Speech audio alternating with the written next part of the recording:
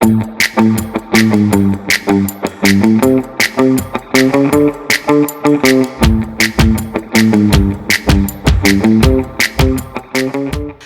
up is a site called remove.bg. And what you do when you go there is you can upload an image from your computer or drag and drop, and it will remove the background.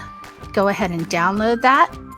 And once you download that, then that image is transparent and you can put it on a slideshow, a website, or whatever you want without the awkward image. So you can see the difference with the background and without the background.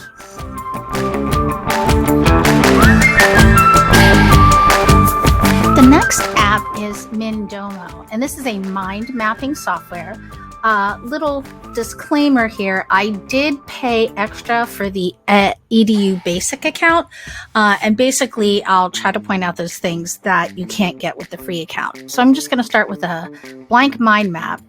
As you saw on the dashboard, there's a whole bunch of different things that you could do, but you can start off with a very basic mind map. Whatever is selected, when you hit the plus, it'll have a topic come out of that. And then you can create even more subtopics. The tricky part is you have to make sure that you come back to the ones that you want to branch off from. And you can see how that works. Now, there's a couple features here. Like I said, the adding a hyperlink and adding images, those are only available if you get the basic upgrade. It's really not that much, though. I want to say it's like $3 a month, and you pay annually, so it's not that bad. But you can add icons, you can add videos. One of the things that's really cool is you just add a picture, and whichever item that you have selected, that will get that picture. So there's a lot to do on this one. You can share it both with collaborators, just like you would a Google Doc. You can send it, you can download it as a PDF or an image file. Lots of different things that you can do.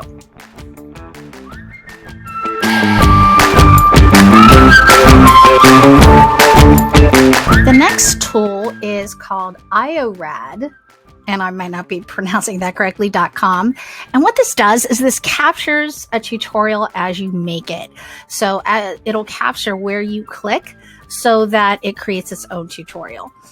You can sign in with a Google account.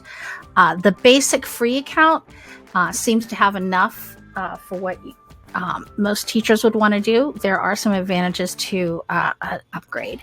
But let's take a look at, I just want to show you one of the tutorials I already made. What I did is I downloaded the Chrome extension. So from here, you can just create a tutorial just like you would a screencast. And I can show you the tutorial that I made earlier. And you can. The first step is to open Untitled Presentation, Google Slides, and click Change Background. So this kind of tutorial you can make is interactive. Scroll down and click Highlight. So your students can kind of practice going through the steps. That's it. You're done. But you could also export it as a video that you could include in your assignments or class notes or anything like that.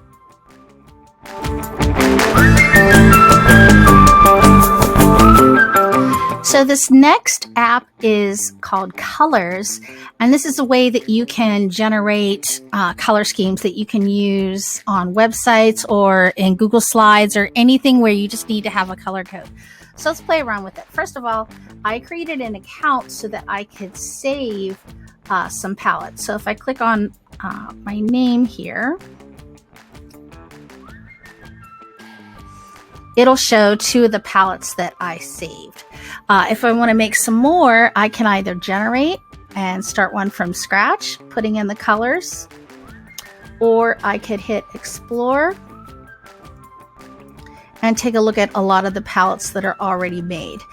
If I find a palette I like, then I can either open it in Generator and change, like maybe I just wanted to change one of the colors. So I might decide this red's just a little bright. If I go up here to view shades, I can take it down a little bit to where I like it. And then what I'm going to do with this one is I'm going to go ahead and save it. So then it's in my collection. Let's give it a quick name. So I have it anytime I want to come back to it. Now, what can I do with this? Well, once I have my palettes selected and I've played around with some things that I might want to use, I can go ahead and select a color and I can copy that hex code. I'm going to go back into Google Slides and we're going to take a look at ways I can change the colors of using those colors I just found. So one is I can go to the background and go down here where it says custom and then just repaste that hex code. And then there's that green I picked. And then I can do the same thing with any of my shapes. So let's pick a different one. Let's get this one. And so once I've designed my palettes, I can go ahead and change colors. Again, I just go into custom. And then now I'm using those colors that I chose from my palette.